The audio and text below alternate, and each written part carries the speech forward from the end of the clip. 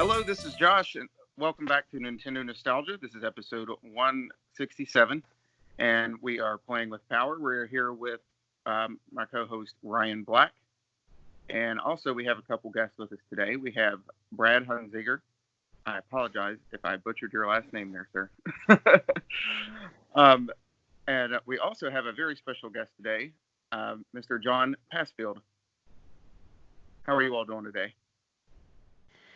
I'm doing good, man. It's a beautiful day here, bright and early. I don't think the sun's even decided to peek around the corner, but I think it's a little bit of a different story for John. He is overseas. It's really awesome to have a guest on who's in Australia even. That's pretty cool.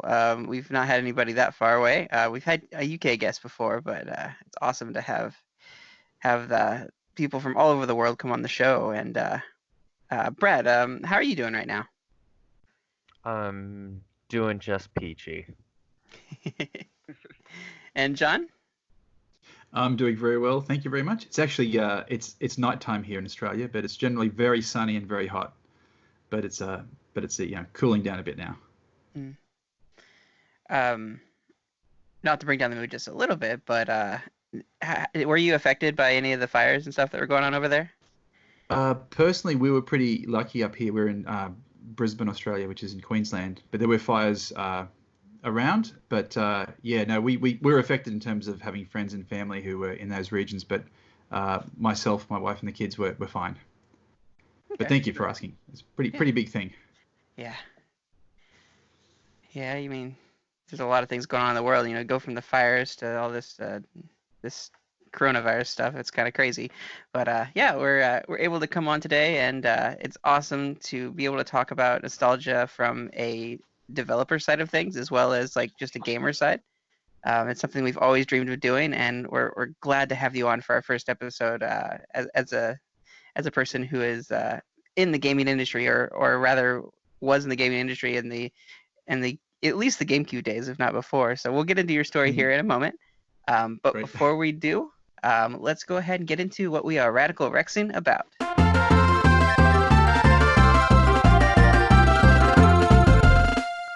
All right, guys. Josh, why don't you take us out here and let us know what you have been like Radical Rexing about? I say. So everything here has just been a little wild.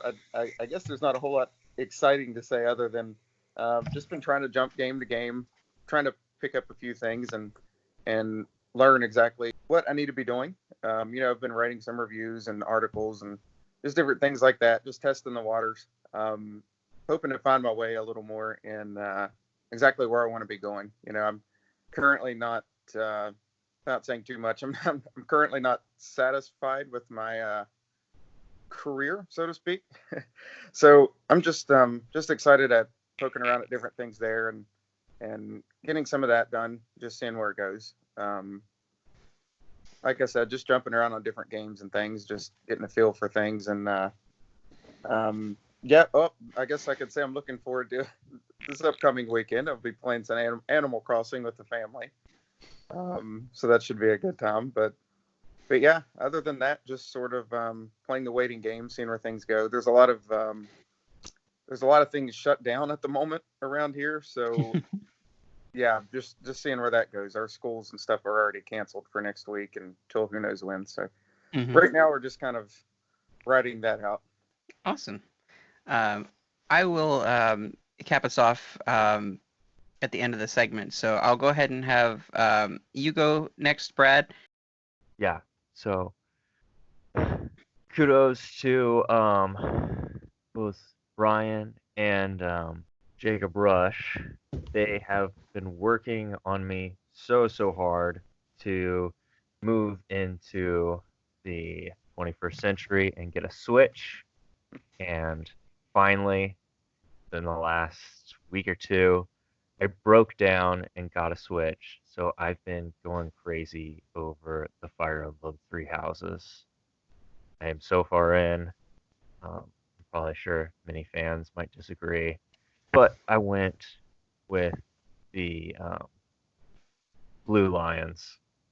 It's Oh, been nice. run through so far. That's what I've been up to. Awesome. And John, what are you radical Rexing about? Well, I've been enjoying The Witcher 3 on the Switch. So Awesome. I missed The Witcher totally. I didn't know what it was about. I thought it was going to be a bit too, gruesome or, whatever. And it wasn't until I saw the TV show and I realized how cool The Witcher was. I bought the game. I even bought the books, and I'm loving it. It's a great game. And I also picked up Doom 3, which I had never played, I have to admit. So I've been switching between, pardon the pun, but I've been switching between The Witcher 3 and Doom 3. And I am super excited for Animal Crossing. I asked my daughter if we should buy another Switch just so they can have their own version, her and her brother. But she said no, so we'll be sharing that and playing on the big screen. Awesome. Cool. Some of those Animal Crossing memories. It's awesome to be able to play with family, and Oh, that's kind of what I'm radical Rexing about. It's just it's always every week it's been like Animal Crossing, but mhm. more the aspect of being able to play with my wife again. We were a long distance relationship early in our relationship, and what we would do is we'd go on dates together through Animal Crossing, and so it's That's really cool. awesome to be able to go and do that again, even though we're living in the same house and married and everything. Like it's awesome to be able to share each other's towns and just like geek out about all the characters and detail they put into the game. So I'm really excited about that. Yesterday the Animal Crossing Switch came out, and I ran out and grabbed that for my wife. It was a Valentine's Day gift, so my wife knew it was coming, and it's pretty awesome. We haven't unboxed it yet. I was busy last night, and so I got home and everybody was asleep. I'm like, oh, I was really looking forward to the unboxing. So we're gonna be doing that after the show. But it's really exciting to just experience Animal Crossing again. Um, I'm kind of playing uh, like games that aren't too involved, like puzzle games and stuff, just to pass the time. Because I know if I dive into something, it's just gonna go by the wayside as soon as Animal Crossing comes out. So I didn't. I was gonna try to like blaze through Super Lucky's Tale before I did this, and it just didn't happen. I'm like, no, no. So I've just been playing like Picross S2, just trying to complete that to get S3, and so just not really like doing any serious like adventure or story-based gaming. I do have The Witcher sitting on my Switch. I need to get around to playing it, but I haven't done it yet. So, but that's something that'll happen way after Animal Crossing. Animal Crossing is gonna be life for a while. I will say I've played The Witcher 3 on the Xbox some, and it is a huge game. I never actually beat it, but it's a lot That of fun. that's what put me off was the size. I thought there's no way, but sometimes you just got to dive in. Mhm. Yeah, yeah. It's an interesting experience. I played it after watching the show myself, actually. Um, but it's good. It's good. I'd recommend it. Just I do wonder how you would approach it if you hadn't seen the show, because having watched the show, it set the framework for the world and the mythology, and I just found it instantly gettable. But I wonder if I'd not seen the show, whether I would have got a bit lost in it. I think so. It's a bit deep, even for me. Like it's especially jumping in at 3. I don't feel like I missed a whole lot of crucial information, but yeah, I think the show helped me understand it a little bit because I was a little slow on the show. Honestly, it took me a few episodes, the way it flowed, to really get what Mm. was going on. But yeah. Oh, and Ryan, I was going to say on the Animal Crossing Switch, not to jab too much myself, but that thing looks beautiful. I love the dock. I don't feel like you see a whole lot of those. Like I can't even think of hardly any other custom made docks like that. Um, I did see one at when I was at Gamescom with Ubisoft. There was one there, but it wasn't official, so Mm. it's not something. It was actually one that the Mario and Rabbids team had kind of drawn up, but yeah, Yeah, I don't feel like we see enough of those. Before we move on from Radical Rexing, I did want to ask you guys. So you guys own a Switch. What do you prefer? What do you use most? Do you usually do on the go, or do you usually use it as a home console, or maybe an equal mix of the two? Brad? So I actually have a Switch Lite, which is really nice for me, um, mainly because I'm still not in the 21st century. I live in my own little world without TV, so it's just perfect.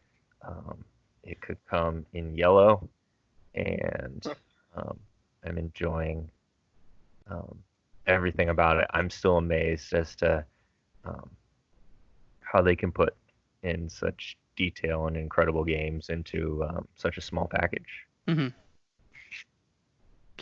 John, what's your preference for switching?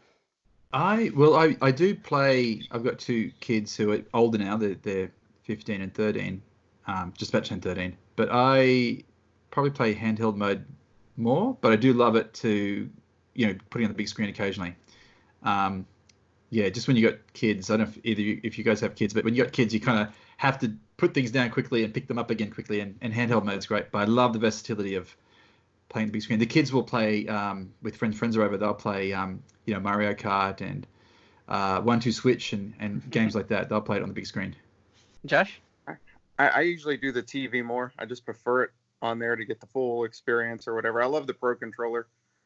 Now handheld mode is pretty handy again. I've got a 5-year-old.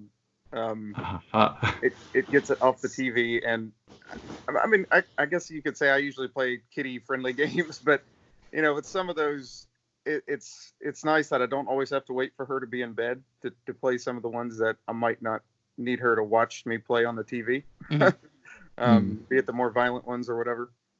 But yeah, most of the time it's there, or if I'm in my car at work, maybe I'll play in handheld, but that's about it. Okay. I am primarily handheld.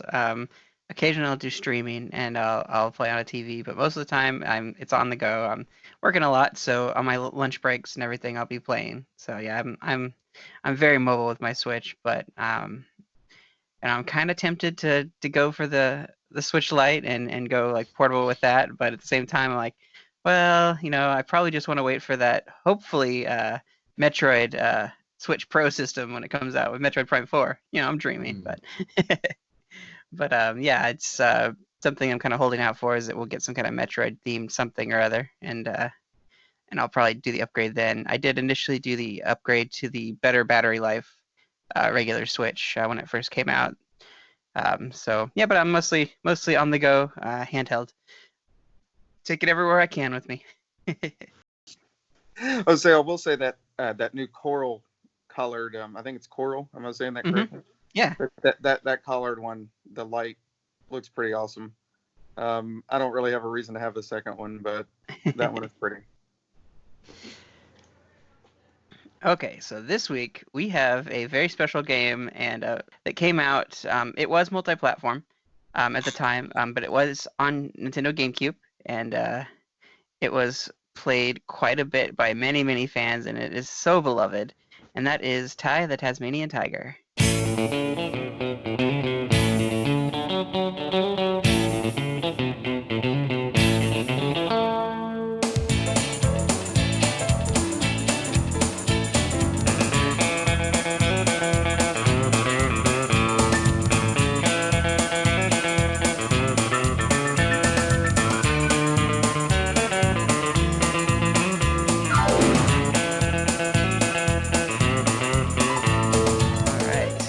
So, Josh, go ahead and open up. I know you had some questions and kind of the lead up to how this is going to be moving along. So I'll go ahead and turn it over to you. Yeah, so since we've got John on here, if it's all right, I wanted to sort of get started with you, if it's all right. Wanted to ask, how did you get started in the game industry in general? What got you so interested in it? Right. Well, I'm a little bit older than you guys, so I began way back in the 80s playing games. And in Australia, we had this computer called the Micro B computer, which is sort of like a locally made Z80 computer system. So it was a green screen computer, and through kind of sheer force of will, when we had this at home, I was playing a game at the local arcade called Pengo, which was a Sega game. I think it's Sega. It's a little game with a penguin. You push around blocks. Okay. And I loved it a lot. And I didn't want to keep putting, I guess, quarters. We had 20-cent coins. So I didn't want to keep using those up. So I thought Christmas break from school, I thought I'll make one. So I sat down and programmed up a Chili Willy. I called it Chili Willy. I programmed up a copy of Pengo on the microbit computer. And that was kind of my first foray into making games. And when I finished it, I thought I'll send it off to this company that published the games in Australia called Honeysoft. And they wrote back with a letter, because it was on cassette tape in 1983. And they wrote back saying, oh, we like it. We'd like to publish it. And I said, go for it. And I didn't have a contract or anything. It was just one of those things that just happened. Mm-hmm. And that was my sort of first game. So I was in high school. So I guess for us, it was like a grade, I think grade 10. So I was like 15 or 16 at the time. And that's how I sort of got my beginnings. And I got a cassette tape sent to me with my game on it. And that was the beginnings of games industry. I hadn't thought about that as being a career at the time, because I just made it during school holidays. And I made a follow-up the following year called Halloween Harry, which sort of went on and became an Apogee game many years later, a remake. But that's how I began making games. And then just to cut forward, I did a computer science degree. And near the end of the degree program, again, back in my mind, thinking I'd love to make games, but in Australia, there wasn't really a big market for it. And I knew there was a market in the US and the UK, but I ended up getting a job in a telecommunications company for, I stayed there for about nearly 2 years. And at that point, I hated it so much that I just had to leave. And at this point, I met Steve Stamatiadis, who we went on to do Ty together. And he'd finished his art degree and he was a comic book artist and wanted to make games. And he told them about a game made called Halloween Harry. And he said, let's remake it on the Amiga computer. So this is, again, in the early, probably around about the 1990s. So it was 4 or 5 years after I first made Halloween Harry on the microbit. So basically what we did was we thought, let's do this. We started remaking Halloween Harry. And so that was, and then shortly after that, within a short amount of time, I quit my job and went full-time into making games. So that was like 1991, 92. So that's how I began my career. So it was all, it was kind of a long process, but yeah, that's how I began. Cool. I almost can't imagine jumping into it at that time period. It's one of those somewhat dreams, I guess, for myself right now, but I feel like now it's in a different place than it was in the early 90s or so. Yeah, it was. I mean, I didn't realize where it was at, or what it was, where it would eventually go. But it's interesting because I've read, I don't know if you know Jordan Mechner, who did Prince of Persia. Yeah.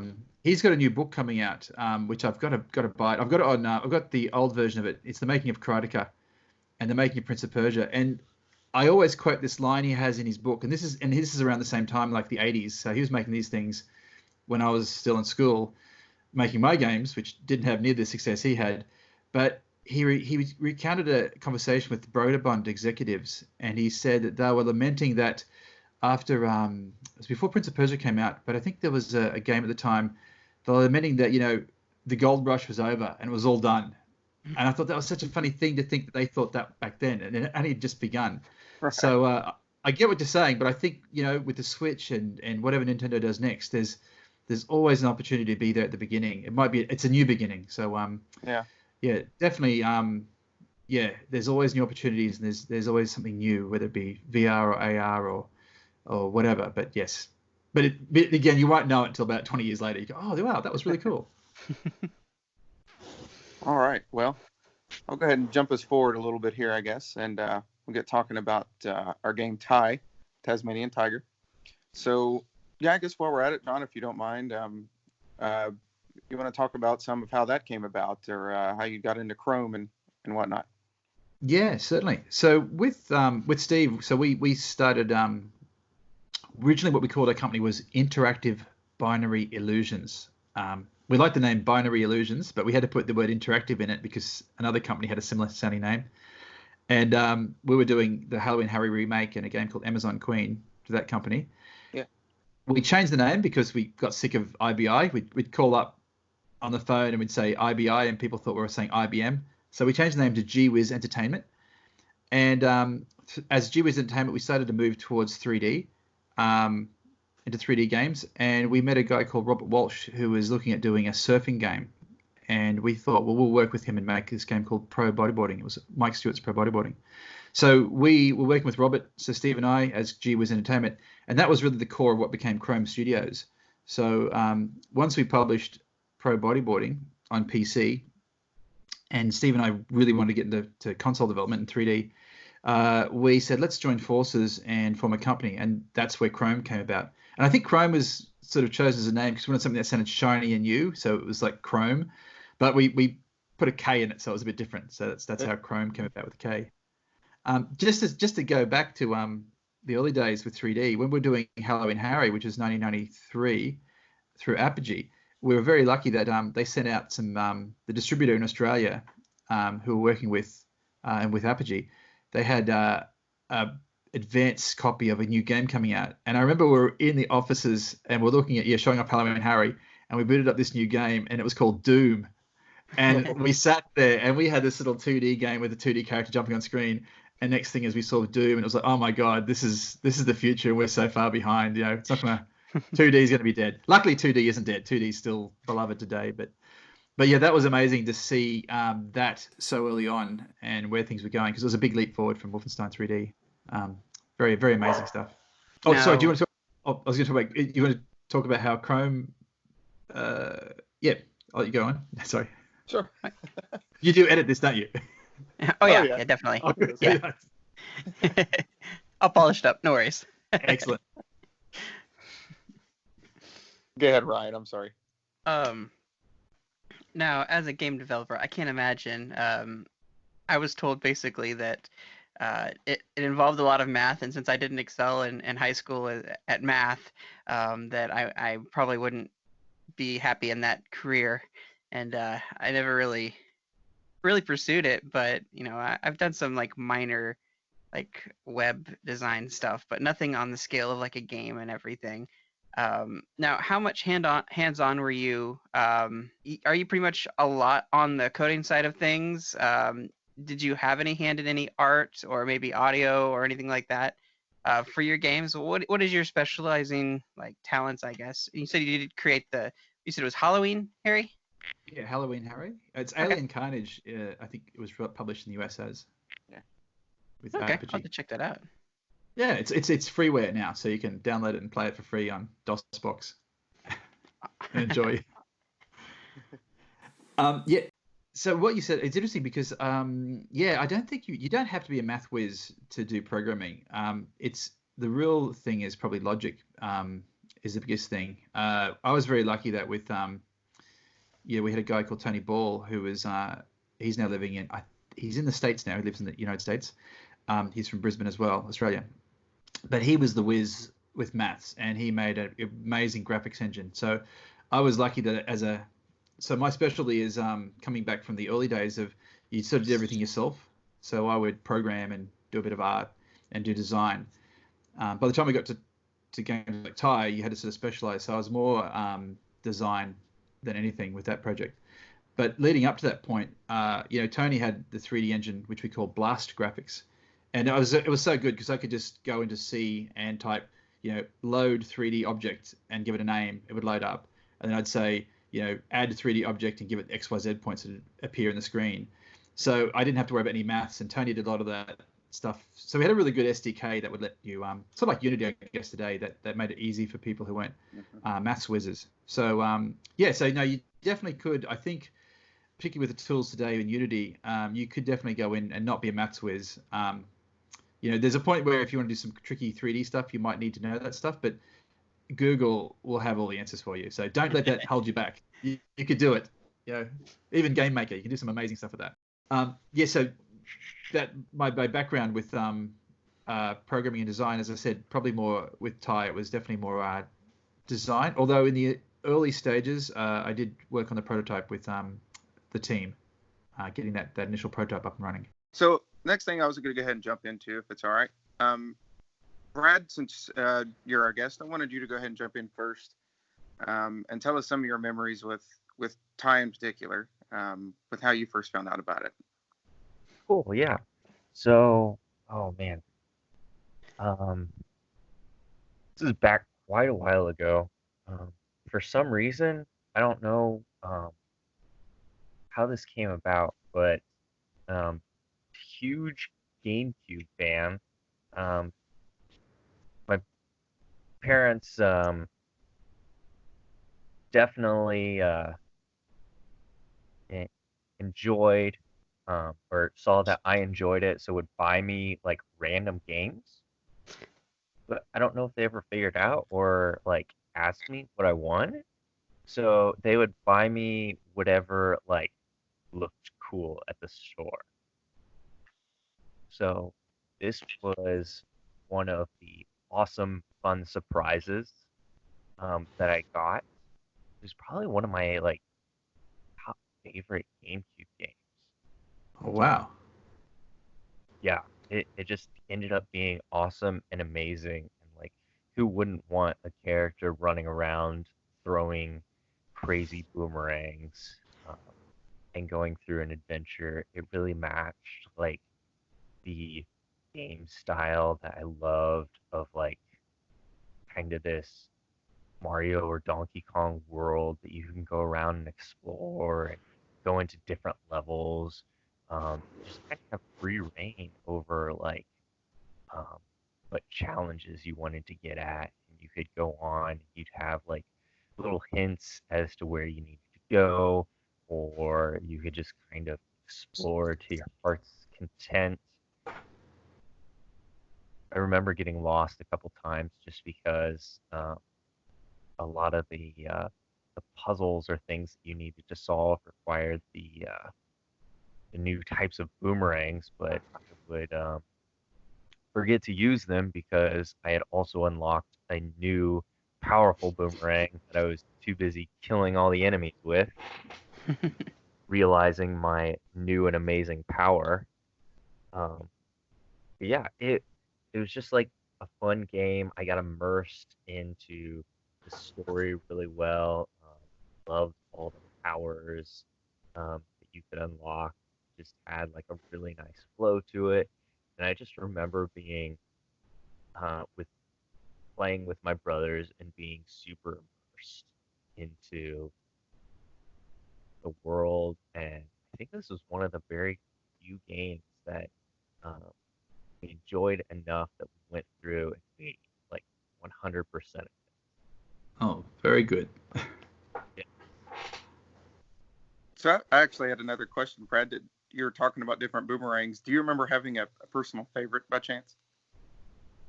Yeah. So going through there are like some of the main story boomerangs.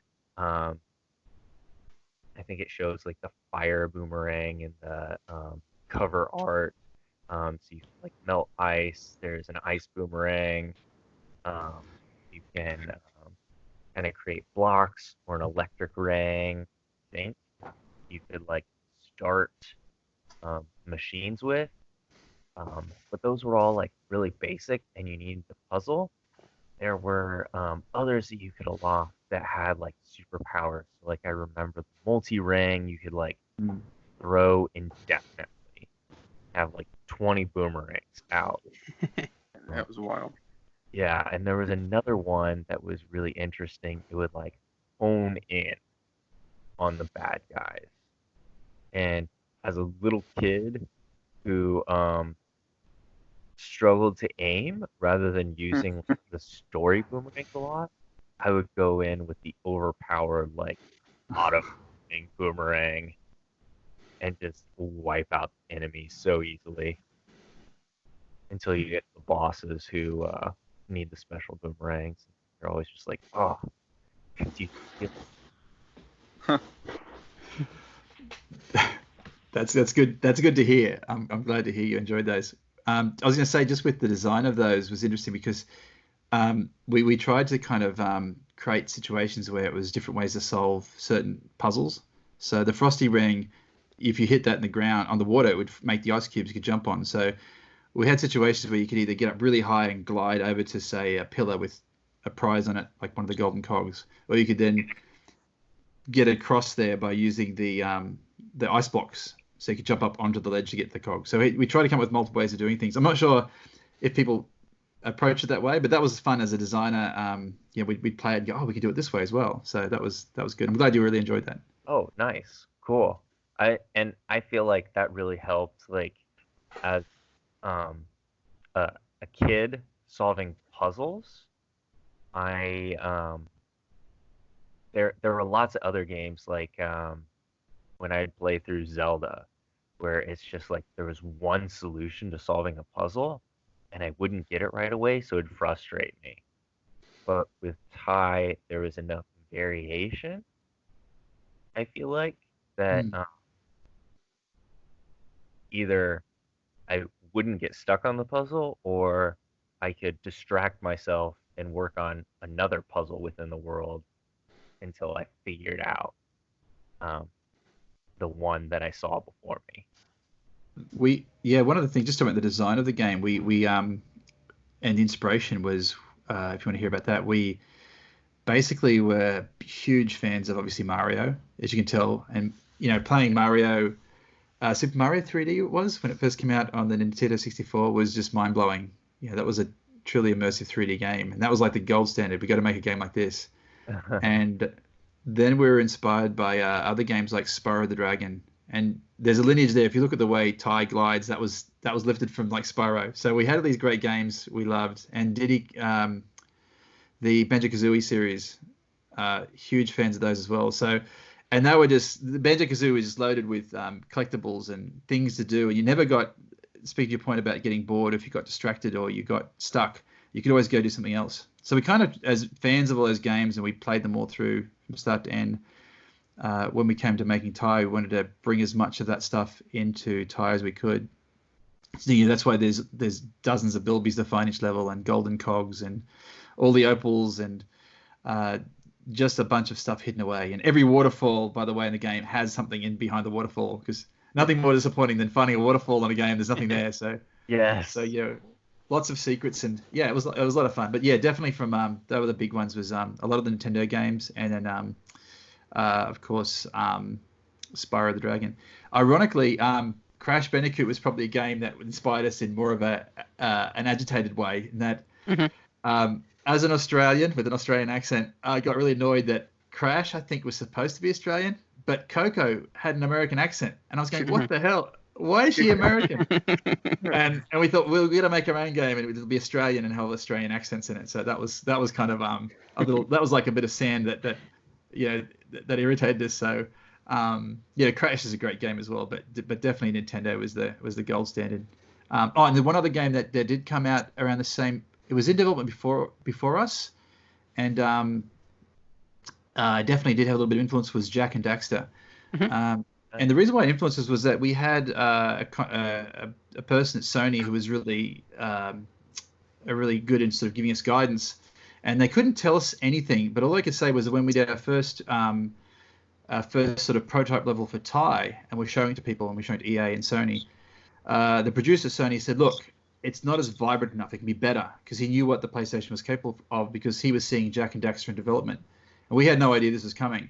And so he was pushing us to say, it can be brighter, it can be bigger, it can be better. And so we're really so in a sense, Jak and Daxter helped push us to, create a more vibrant living world. Awesome.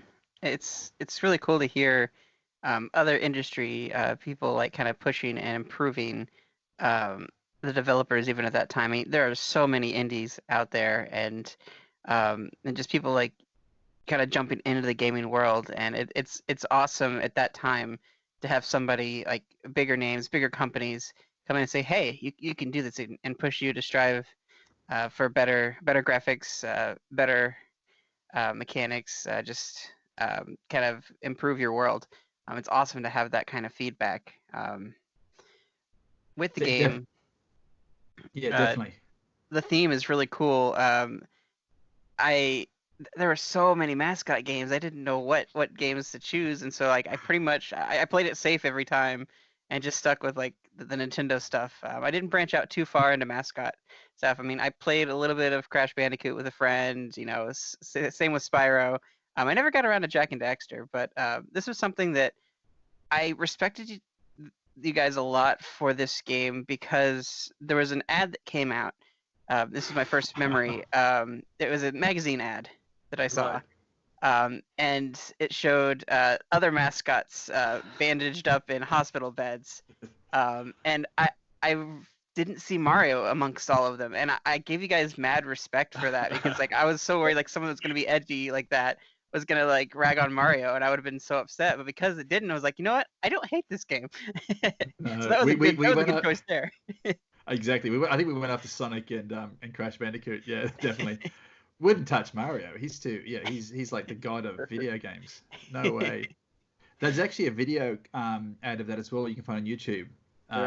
It's got some CG of Ty walking in the hospital ward where they're all laid up.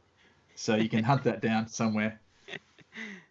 I actually remember that commercial coming on. I think he walked through and then he'd turn around and like scare him. Yeah, that's right. If I remember right. Yeah. And I think there's a sound in one of the bedpans as well. If you listen carefully. Yeah, no, it was a lot of fun. But it was exciting because when you said indie games, and we were literally an indie games company. We had success through when we formed Chrome.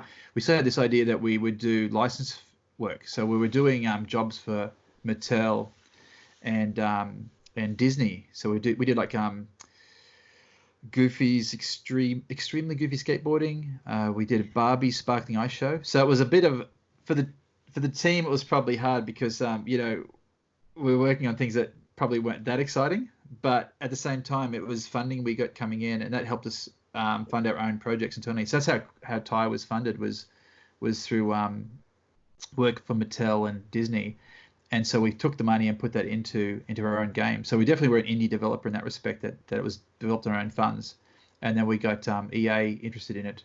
And that's how we end up being published by them and having that great marketing campaign. And being at E3 was amazing. And coming into an E3 with all these amazing EA games, and there's Ty on stand. That was amazing because we'd never had that in our lives because it was totally indie at that point. That was amazing. I can't imagine that. I'll have to say it's kind of a funny time to mention it since it's not going on this year. But I've always wanted to go to E3, but I don't know if I've ever really thought about the chance of going to E3 and then seeing your own game, under a big publisher like that. It's pretty crazy. Yeah. Hopefully E3 will be back again soon. Yeah. So I'm sure it will do in some form. Right. It almost feels like PAX, I guess, in some ways, become that sort of place to go now, doesn't it? In terms of it's open to the community, the public, and gamers and developers alike. I think so. I think I guess not to get too off topic on it, but I could imagine it maybe being a bit more like that. Where like I said, I'd gotten the chance to go to Gamescom last year, and maybe it could be something more like that, where I think there was 40,000 some people there. Wow. There was a press day the first day we were there, and then after that it was it was just everybody, and it was packed. It was a huge place, but personally I could see it maybe taking more of a direction like that. But yeah, that's really cool that you got to experience it that way. That's something I never even imagined. Yeah, and again, it took us 15 years to get there, 14 years. So it wasn't like overnight. So so by that stage it was amazing. But we're going, this is so cool because we'd seen it from a distance, and that was great. So was Ty one of the major first games that was under a big publisher that you took? Is that the one that took you to E3, or have you had some other things prior to the game that kind of brought you to that spotlight? Yeah, well, prior to that, we did a game prior to Chrome. Steve and I did a game called Flight of the Amazon Queen, and that was done in it came out in 95. I think it was 1995, 95, 96. And that one we went to ECTS, the European Computer Trade Show, with that one, and had that on display there. So that was exciting. But again, this is a very different market because it was 10 years prior, and it was smaller, and everything was sort of PC based. It was just before PlayStation sort of burst in the scene and changed everything. Mm-hmm. But we also did, prior to going to ECTS, we did a trip to the CES, the Chicago Entertainment, the Summer CES, the Consumer Electronics Show in Chicago. And that was my first trip ever to America, and that was amazing. The publisher we signed with for Amazon Queen flew us over there to meet with us and then show us the show. And that was the year we were there, was when 3DO was being announced. So we saw the 3DO on display, and that was mad because it wasn't just, video games, it was everything else at the Consumer Electronics Show. And that was mind blowing because it was literally it was like football stadiums just full of gadgets and things. We weren't showing a game off there at that stage. We were just talking about the games we were making. So we had some experience with that. And I got to say that being from Australia, and to me, summer is like, it's incredibly hot. You swelter in the heat. And I thought summer CES in Chicago would be super hot. So I just wore like shorts and t-shirts. And I got there, and maybe I'm just week, but the wind off the lake, it was so cold for winter, and I thought, this is not summer, this is winter time. It's crazy. I wouldn't survive, I think, where you guys are living. I'd freeze. Trust me, I'm not into this cold weather myself either, but I prefer it down in Florida, I think. Yeah, that's probably more my style too. Let the heat. Well, I guess just to jump back a bit there, I remember at least some of my own memories with Ty in particular. I think I had first noticed it out of the magazine ad that we had mentioned before, and the commercial and all of that. But it was definitely one of those things that was right up my alley. I think since I was a kid, and I'm 30 now, and I think since then, my favorite genre, probably since Mario 64, Banjo-Kazooie was my absolute favorite at the time. But it was probably 3D platformers or 2D platformers. I've always loved that sort of thing. And then I saw that, so we had to give it a go on the GameCube. And I ended up loving it on there. What's funny is I don't think I ever actually owned it. One part of my family did. Long story short, my parents split. My dad's side owned it. But I remember playing it a lot there every time I'd go over. And it was just one of those. It was different than, Mario or Banjo or what have you. I really like that Australian aesthetic and such. I think always since a kid, that was a place I've always wanted to visit. I never have gotten the opportunity to, but I just really like the look of it. And especially to me at the time, and I guess it would be since you all created it, but it felt really authentic, so that was cool. I remember a lot of the voice acting in it in particular sort of stuck out to me, and it was, for one, I don't feel like that was something you saw a whole lot of quite then, especially in the 3D platformer genre and things like that. So that was cool, and I always felt like it. I actually recently went back, and I feel like it was actually really well done. My favorite character of the bunch being Maurice, I think. Yeah. Yes. Yeah. No, that's cool. Well, what's great because it was a pretty big team where we got into the full swing of making Ty. Once the prototype we developed was about 4 or 5 of us put together over Christmas break. It was like a Christmas project. And we came back after Christmas and went, this is it, we're going to build this, and we built it up.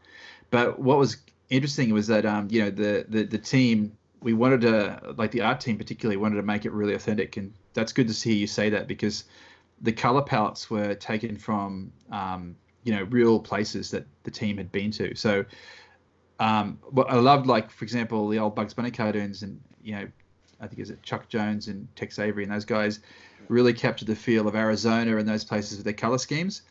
And what would happen is sometimes if people did like an Australian game, they might take those Warner Brother cartoon colors, whereas really we've got our greens are different greens, almost a blue greens for like the Blue Mountains and stuff like that. So what the team did was they went back and really looked at the color schemes of the rainforests and got reference for the Barrier Reef, and so the colors are really bright and pretty true to what you see. So that was the art team was great, the way they really built that out. And also the when you talk about Maury, the cockatoo, a lot of those characters are based on TV shows and characters from our childhood that we grew up with in Australia. So he was there was a bunch of we had a character called Dr. Julius Sumner Miller. He was an American scientist who came out to Australia, and he used to host a kids show here. And so he was Julius, the character who was the scientist. So we based a lot of that on people, and also the team members too. Our producer Lindsay, he actually his dad's a marine biologist, and he and his brother both did marine biology, and before they became game developers and become producers. But he would wear the khaki shirt and shorts like Steve Irwin. That's what he would wear in real life. So we based Ranger Ken on him. So there's a lot of characters in the game that are based on the team members in the office as well. A character called, Steve's in there. I think he's, actually, I think he came in at Ty too. Steve Stamatiadis. He became the great Gubu. Yeah. But yeah. So, Shaz, Bruno, who was the lead artist. Sharon, who's Ty's girlfriend, Shaz. That was based on his girlfriend, Sharon. And we had an incident where our lead programmer, Steve Williams, his nickname was Sly. And I think I've got this right. We end up putting a character called Sly in the game, who's Ty's brother, because everyone kept calling Ty Sly after Steve Williams. So it was very confusing. So we created a character based on him. So yeah, so there's a lot of personal touches in the game. So yeah, hopefully that came through when you're playing it. Yeah, no, seriously, that was awesome. I definitely remember these characters, and I thought you guys did a really good job of like giving them really unique personalities in the game. There's like a diverse crew that's working towards the goal. Brilliant. Well, that's kind of like the team that made the game, I guess. Yes. Cool. But that's what it was. That's cool. Good to hear. So, do you know? I actually wanted to ask. I know it had been quite a while, but I was looking at just some of the voice actors and things. And did you do some additional voices of some sort, or do you remember any characters you may have jumped in for? Me personally, yeah. We would have done temp voices, and oftentimes they get left in the game. So okay. Perhaps there would have been sound effects or grunts from the different like there was the blue tongue lizards and things like that.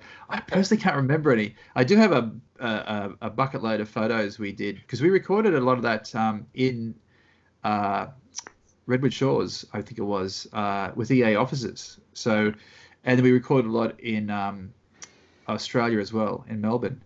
Because obviously, as you probably know, in America, there's quite a few Australian actors that live over there. So we got a few of those people involved, which was great. And some of them actually, we auditioned for the voice actors. We did blind auditions, so we had all the tapes sent to us. And, they were Australian characters, but some of the actors who got the roles were actually American, which was interesting because they just had really good accents. So we didn't bias it to just Australian only. We just got the what we thought were the best to suit the role. And so that was like Boss Cass. He was definitely I think he was an American. He had a really great voice and really brought that character to life.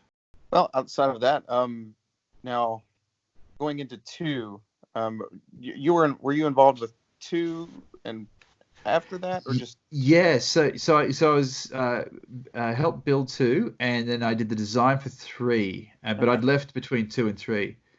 And 2 has an interesting story because referencing back to Jak and Daxter, there was a time when Ty came out and Jak and Daxter came out, and a lot of these great 3D platformers came out. And around that time after they came out was Grand Theft Auto just blew up. And every publisher was, we want to make this like Grand Theft Auto. And we have that even put on us with Ty when we're doing Ty 2. It's going to be open world driving vehicles. So you see a lot of that in Ty 2, Bush Rescue, which is we had the town hub, and then we had the ability to drive around the locations. So that was kind of, we didn't want to go too far because it was a platform game. But I feel sorry for the Jak and Daxter team, because if you ever played Jak and Daxter, and if you look at Jak 2, it's night and day. Jak 2 is a very dark and sort of gritty game, whereas Jak 1's like, these sort of space elves, and it's really happy and like Zelda. So they probably got the brunt of that that sort of almost across the industry, this desire to capture Grand Theft Auto and put that into your game. So yeah, so I was there with Ty 2, and yeah, we did create that game with a little bit of influence from the push down to us from EA to make it more open world. But we come with a way to do that and still have the platforming that made Ty, and that we're big fans of. With Ty 2, Brad, I'm assuming that you had Ty 2 as well. So I was really big into Ty 1, big enough that we got Ty 2, but I think that's where I stopped. I'm not offended. That's okay. Oh, that okay. I think that was just I can't even remember why.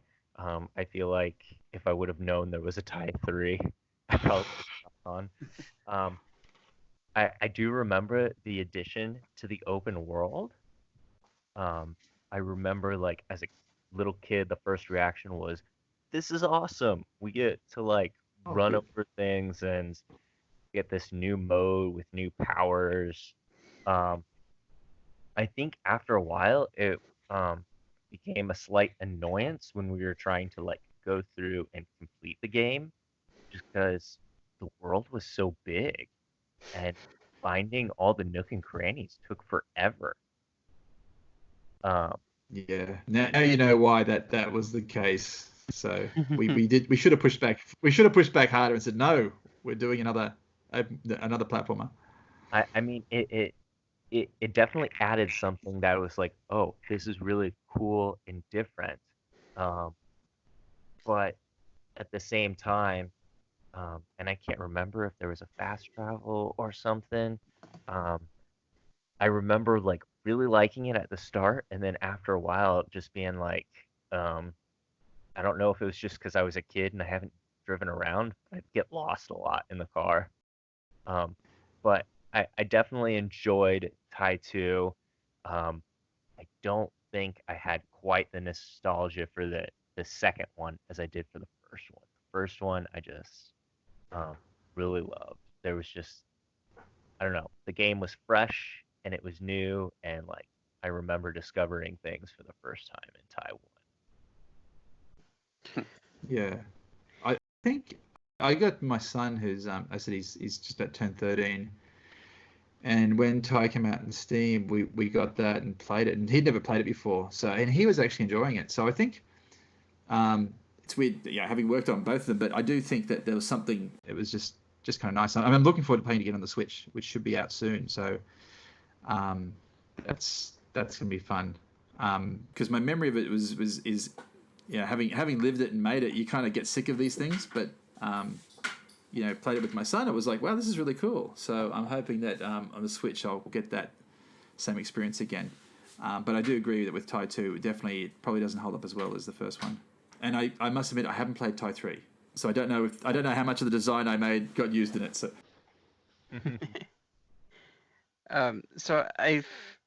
It looks like, is Ty actually short for Tyrone, like some of these things say, or is it just Ty? Like, was it always been Ty, or what? Actually, this is a good question. I think it is Tyrone. A bit of trivia again. When we started Chrome, we're doing 3D stuff. We'd done Mike Stewart's Pro Bodyboarding as G-Wiz Entertainment. And then we did Chrome. We got Championship Surfer with, I think that might have been Hasbro, one of the companies. So this surfboard game based on what we'd done with Pro Bodyboarding on PC. And that was going to be on console. And we hired a company called Shii Entertainment. And that was Mario and Tyrone were the two founders of that company. And I'm pretty sure Tyrone was the inspiration for the name Ty, for Ty the Tasmanian Tiger. And Shii, by the way, is now known as Pickpock. And they do a bunch of really great games on mobile. So like Into the Dead and... so if you look up Pickpock on mobile, they do a bunch of great games. So they're still around in New Zealand. And so they're across the pond. So we actually got them in. And what we did was we couldn't, the way our contract was structured is we really couldn't outsource it. So we sort of snuck them in, and we hired an office space, and they came in and sort of pretended to be doing it, as Chrome, but it was really them as their own company. And that's how they got the leg up. We did a similar thing with I don't know if you guys played the Game Boy Advance version of Ty 2. there was a GBA version, Game Boy Advance, and that was built by the guys who made Fruit Ninja and Jetpack Joyride. So they were wanting to make a Game Boy game, and they were doing work for hire, I believe, and no one would let them make their own game on Game Boy to prove they could do it. And we said, look, come on in, and there was only about, again, half a dozen of them. They took space down on the bottom floor of our building, and they made, with our team, Ty 2 and the Game Boy. And so I'd like to think we gave them a bit of a head start, and then that led them to get a lot of work with THQ. So they went on and did a lot of great games with THQ, a lot of licensed games with Nickelodeon. So there's a bit of trivia there. So with Ty, the Faithful Day, we actually came up with all the Ty sort of just before Christmas. We came up with a whole bunch of what Ty was about. Was a brainstorming session we had in the afternoon. We'd sort of on Fridays we'd have what we call beer o'clock. So we'd have a beer and sort of chill out at the end of the day before the weekend began. And we were talking about earlier, as I mentioned, my kind of annoyance at Crash Bandicoot being, this game that's supposed to be Australian and he had an American accent. His girlfriend did, at least, or his sister. I don't know which she is. We sat there going, let's make our own game. And during that session, it was like there was about 4 or 5 of us, and we're all throwing out ideas. So, one of the guys, Matt Ditton, said he's going to have boomerangs, and somebody said, should we call Ty? And so it was a collective thing. So it wasn't just Steve and I going, this is it. Everyone sort of threw out these ideas, and one of the guys said, it should be Tasmanian Tiger. I went, yeah, this is cool. So we're writing down these ideas, and he said, got to have boomerangs. His name's Ty, and Steve is going, he's going to have shorts. And I think the first sketch of Ty has sneakers like Sonic, because Steve is a Sonic fan as well, which I have got a sketch on my hard drive somewhere of that. And then he's took his shoes off eventually, so he's barefoot. Yeah, so there was a lot of this stuff sort of came out of this afternoon session, and then myself and a guy called Rob and Steve over the break with Tony's 3D engine, we basically come up with the first prototype level of Ty, which was set in Australian mangroves. And ironically, we didn't have crocodiles in it, and that was something that EA said. You said they gave us feedback that we needed crocodiles because the croc hunter was really big back then, Steve Irwin. So there you go. So so to answer your question, Ty probably is Tyrone. Long-winded answer. Oh, that's great. So I know we're probably running a little low on time here, but I wanted to ask, actually, especially with the original, I know some of the story with 2 and so on, but was there anything with the original you feel like if you could go back that you would want to change, or anything there that you've noticed that maybe hasn't aged as well as you'd like it to? There's one thing which we kind of knew as we were making it, which is this is what happens in game development. So we're playing Halo at the time, and I think if you've played the original Halo, there's a sequence where you've got to, I think it's one of the end levels, the bosses, you've got to drive through a lot of this area. It's been a long time since I played Halo, but you've got to drive one of the warthogs. Do you remember this level? You got to drive it for quite a long time, and it's really hard, and you've got to avoid all these obstacles and stuff. So I was going, I don't like that design. This is terrible. At the same time, we designed one of the final levels of Ty. We had to fly the Boomerang, I think it is, down a tunnel. And we did the same problem. And maybe it was because we were playing Halo and going, I don't like this in Halo. And the next thing is, before it was too long, we went, oh my God, we've done the same thing. So that's something I would definitely go back and just change that part of the game, because it felt a little bit, a bit sort of, a bit hard, and probably wasn't the best way of doing it. We should have been, playing lots of Mario bosses, I think, and that would have helped. So that's the one thing I would change, that end. Everything else I'm pretty happy with. Cool. I will say, in sort of a vehicle riding sort of thing, I always like the level where you ride the bull. That was always a lot of fun. Yes, and that's cool. That was fun. The big razorback pig. Yeah. I'm sorry, not the bull. Yeah, you're right. And that was also cool, just since he was like the first boss you had fought just shortly before that, and then he came back for that. That was neat. Yeah, that's cool. So to jump forward a bit, is there anything like right now that you're currently working on, or I know you're not always working in the game industry necessarily, but what are you into nowadays? Yeah, so what I'm doing right now is oddly enough, I'm making games for Apple Watch and iPhone, which is a bit weird. Because what I found was because after Chrome and I worked at a company called Pandemic, worked on a game called Destroy All Humans 2, and which is a lot of fun. It was an open world game where you blow up San Francisco and stuff like that. But what I found with those big games and companies, like I'm sort of over that. I don't want to do those big things anymore. I've had my fun working on 80 to 100 people teams, and making games is you inevitably go down this rabbit hole of making them too big. So with Apple Watch, I started making these little games for the Apple Watch, which are kind of hark back to the old arcade games. So I've got a few up on the store now. There's one that's called Kepler Attack, which is based on Gyrus, the old classic arcade game. We've got one called Asteroid Commander, which is based on asteroids. A friend of mine make these games. And we've got a new one coming out called cleverly called Red Baron 1917, which is basically it's like a 1942 style game where you fly a Red Baron's plane and shoot down zeppelins. And what's really fun about those is the scope is so small that we can make them while doing other things. So if we're doing consulting work or whatever, we can make these games and get them out. So so we're trying to kind of aim. Last year we put out 3 games.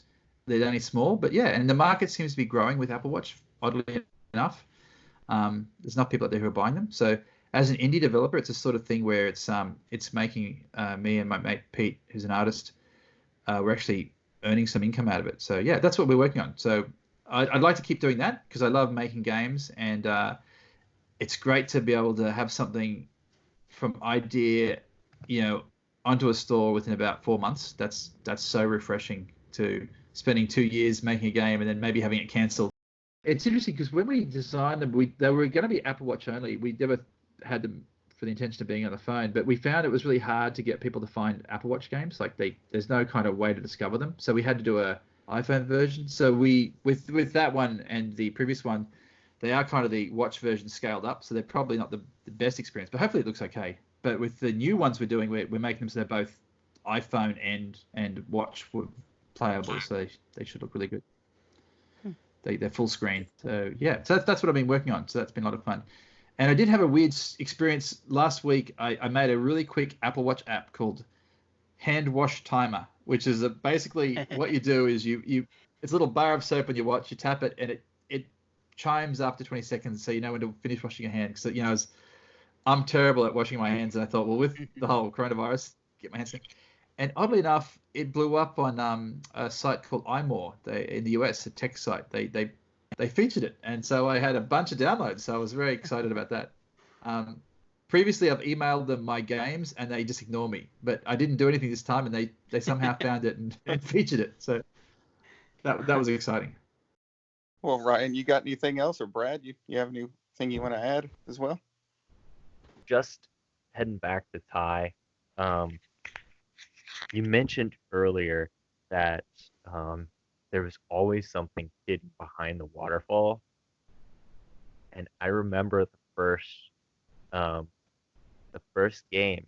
There's like the main open world with a really big waterfall, and for the longest time, there's nothing behind it until you complete everything and you unlock it. And I remember that being such a cool reward for going through and finding enough to unlock the bonus world. There's always something behind the waterfall, that's for sure. Yeah, I really like that point. There was always something to go and explore and discover, and very few moments where you're just like stuck. I don't know what to do, because there was an overabundance of things to do in that game. It just seemed fresh. So I really enjoyed it. Had a lot of nostalgia for it. That was one of the hidden gems of my childhood. Oh, that's great. And that's definitely big thanks to Nintendo, because that was, games like Banjo-Kazooie and Mario 64. They're definitely big influences on us, and really trying to capture that feeling that those games had. Mm-hmm. Phil, if I ever get to work on my own game, I'm going to have to put waterfalls in it and put all the secrets behind them. And then leave that one empty, and they'll be disappointed going, why is there nothing here? And then you have a big payoff at the end. Yes. just to mess with people. Exactly. So the Ty the Tasmanian Tiger has gotten an HD make, and I guess it's getting. I don't know if it's just a reboot or if it's considered a sequel or just like even more like a new art style for the original game. But the future of the series seems pretty healthy. It was successful enough on Kickstarter anyway. So it's cool to see the series come back. And what's it like to know that, like this game that you started out, and it's got a lot of like mascot like nostalgia, and seeing that come back, and I know you say you're excited to play it, but Yeah. what does it feel like to see like your kind of legacy live on in new generations and people experiencing that? It's pretty cool, and it's kind of it's unusual because we actually had a point where after Ty came out, it got featured in a the Australian it's called ACME, Australian Centre for Moving Image. So it's like a museum dedicated to film, and they did a centerpiece there for that years after Ty came out, and they had a big zoetrope where it was like a huge those big they're like big discs with statues on them, and they spin, and the lights flash, and the statues look like they're animating. They made one of those of Ty, which is pretty cool. So have that creator was great. But then we had this explosion of amazing Australian games like Untitled Goose Game and Fruit Ninja and a bunch of amazing games. So we were like old school, way behind. So it's nice to see it sort of come back again, because there is a lot of really great games in the world and a lot of great games that come out of Australia. But it's still nice to know that we haven't been totally forgotten, and having that legacy is pretty cool. So yeah, I'm enjoying it. And like I said, I'm looking forward to playing it again on the Switch. To think, is it just the memories? Like when you watch an old TV show, you think it was great, like the A-Team, and you go, oh, it's a bit, it's not the way I remember it. So I'm hoping it's not like that, but we'll find out soon enough. Well, Josh, do you have any final closing remarks? I think that's about all I have got written up. But yeah, I will say, I really appreciated the game back in its day, and I still do. Like I said, I've picked up another version of it here recently just to play around on, to kind of prepare, and I'll play through it again, the HD version, of course. But yeah, it's a great time. It's got a lot of good memories for me. So yeah, thank you for all the effort you all put into that back in the day. And well, it was a big team. It was definitely a team effort. So it wasn't just Steve and myself. It was a whole bunch of talented people, and a lot of them have gone on to some great stuff. We've got Rob Davis, who did some work on Ty. He's now at one of the lead designers on God of War series at Sony Santa Monica. Oh. So a lot of people who came through that team have gone to do some great things in the States and the UK and Australia still. So it's pretty exciting to be part of that. Very, very, very blessed. For one last thing, maybe this is a little bit general, but for anybody who is interested in the game industry, especially, is there any sort of advice that you'd give them for trying to get in different ways? I know there's all kinds of different ways you can jump in, but yeah, well, I think for me, and back when we were doing Ty and even for a bigger studio, the biggest thing was having people come in with actually examples of their work. And if you're like, for example, I'll go to Rob Davis, who's now one of the lead designers at Sony Santa Monica and God of War. What he did was he actually did a little, like, almost animated cutscene of how he would make a level for the game. So, it was just done up pretty basic, but he animated it and he had a little voiceover talking about it. So even though he couldn't make a game, he made that. So my advice would be to anyone who wants to get in the industry, don't think you have to be a programmer, an artist, or have those skills to do it. If you can, it's great. Like if you could make a little demo in Game Maker, that'll put you so far ahead of everyone else who's applying for jobs, is saying, I want to be a game designer or a game programmer, if you can show something. But like I said, if you can't program or whatever, you want to be a games musician, if you can just compose something, even if it's just on piano and you record it, just the amount of people who sort of have a resume that doesn't really have any examples of work is quite high. And if you can walk in with an example of something, like I said, it could even be a paper prototype of a board game. That could work. It's just showing that you've got the initiative to make something and you've thought about it. That's a big, that puts you so far ahead of everyone else. So my advice, that's the first bit. And the second bit would be just find somebody else who may be like-minded and try to make something. That's really key. And these days with the tools like Unity and GameMaker and so many amazing tools that you can do that, and you don't have to if you can find, and with the internet you can find somebody out there who can join forces with and make something small. Ryan, do you want to get to closing us out? Yeah, sure thing. I don't know if you guys are easily accessible on social media, but this is the part where we have you guys plug yourselves and have let people know where to find you. Brad, do you have any places that our fans could go and check you out? I do apologize. I am like a ninja, so good luck finding me. Somewhere on the dark web. That's where he's hanging out. But once in a great while, you'll see him pop up here or there on our show, and so definitely, it's always a pleasure having you on, man. And thank you so much for coming on for this episode. So, John, where can people find you? Mine is at John Passfield. That's JohnPassfield,